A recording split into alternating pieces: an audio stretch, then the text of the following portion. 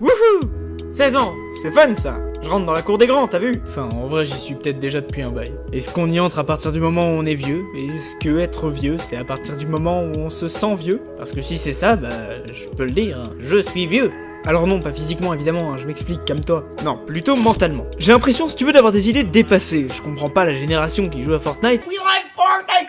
Fuck you whore! À chaque fois que je prends conscience du temps qui s'est écoulé depuis ma naissance, je prends un bon gros coup de vieux, alors que j'ai que 16 ans, bordel! Et ça craint quand même. Ou alors, c'est peut-être complètement normal et c'est juste moi qui découvre la vie. Et une chose qui appuie l'idée que je me suis fait que je suis vieux, c'est mon goût pour le cinéma.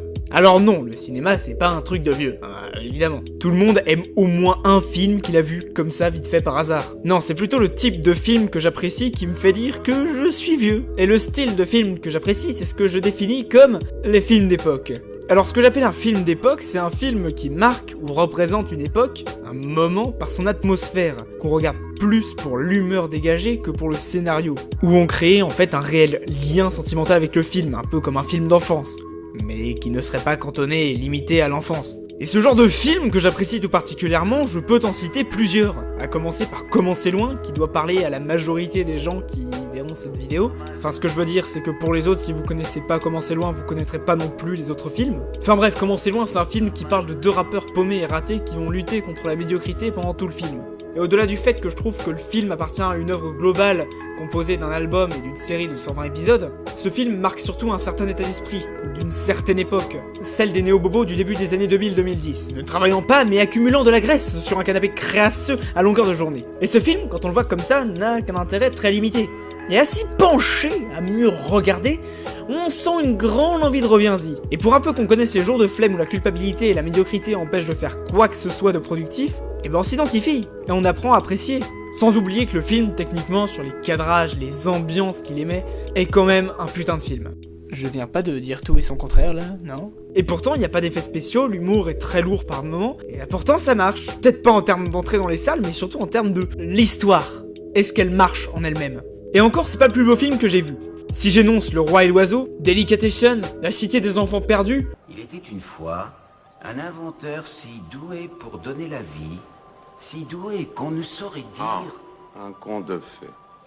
Je sens déjà mes larmes perler. Ou même La Strada, j'ai toujours ce goût de reviens-y. La Strada pour le thème et l'ambiance, La Cité des Enfants Perdus pour l'ambiance surtout et l'histoire, Delicatessen pour l'ambiance et le côté absurde, et Le Roi et l'Oiseau qui est juste une putain de poésie d'1h30. Encore une fois pour l'ambiance et les dialogues et puis le lien de l'enfance, enfin là il y a le combo, tu vois. C'est pas mon film préféré parce que j'en ai... Voilà, mais... Bordel! C'est un beau film. Voyez-le s'il vous plaît. Enfin, si vous êtes sensible à ça, parce que c'est sûr que si votre film préféré c'est Transformers, vous allez peut-être pas kiffer. Bref, c'est surtout une question d'ambiance. Et c'est pas des films connus pourtant, hein. Aucun d'entre eux n'a dépassé le million d'entrées. Sauf peut-être pour La Strada, et encore. Et à me pencher un peu plus sur les films inconnus, je tombe sur des films géniaux. Même si c'est plus des courts-métrages sans prétention, ça a limite plus de gueule que des longs-métrages blockbusters à plusieurs millions de dollars à Hollywood. Et dans ces films, je peux citer La mort est un homme ordinaire, qui a un 48 heures, qui a de la gueule, le lien est en description, voilà. Ou Starve encore, le lien est aussi en description. Sans oublier un film que j'ai vu il y a un bail qui était pareil, un court-métrage qui était pas un 48 heures lui, ni un film d'étudiant, mais qui avait quand même de la gueule. Là où vont les sirènes. Je peux pas vous retrouver d'extrait parce que, c'est diffusion, tout ça, problème. C'est plus du film de festoche que du film de YouTube, tu vois. Et bref, il y en a d'autres encore, mais je vais pas tous les citer. Au contraire de ça, j'ai du mal avec les films blockbusters de type production hollywoodienne.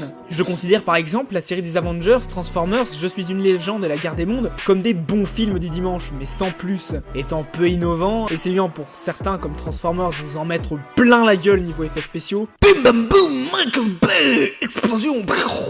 J'ai beau sous-entendre vite fait comme ça que c'est pas des films super ouf, et j'ai beau dire souvent que ces films sont cinématographiquement parlant pas ouf, voire mauvais, voire pourris même, ils restent regardables et forment sûrement l'enfance des jeunes d'aujourd'hui, insensibles à leurs défauts et vite scénaristiques, comme nous aimions le même genre de film avant. On est en somme sur une sorte de passage générationnel où les petits cons comprennent pas les vieux cons qui regardent des films bizarres et les vieux cons qui comprennent pas les jeunes cons avec leurs films bizarres, transformant l'univers du cinéma en un perpétuel conflit générationnel, bien que l'esprit de conflit en soi n'est qu'une illusion. C'est plus la question du public visé par les films produits qui est là.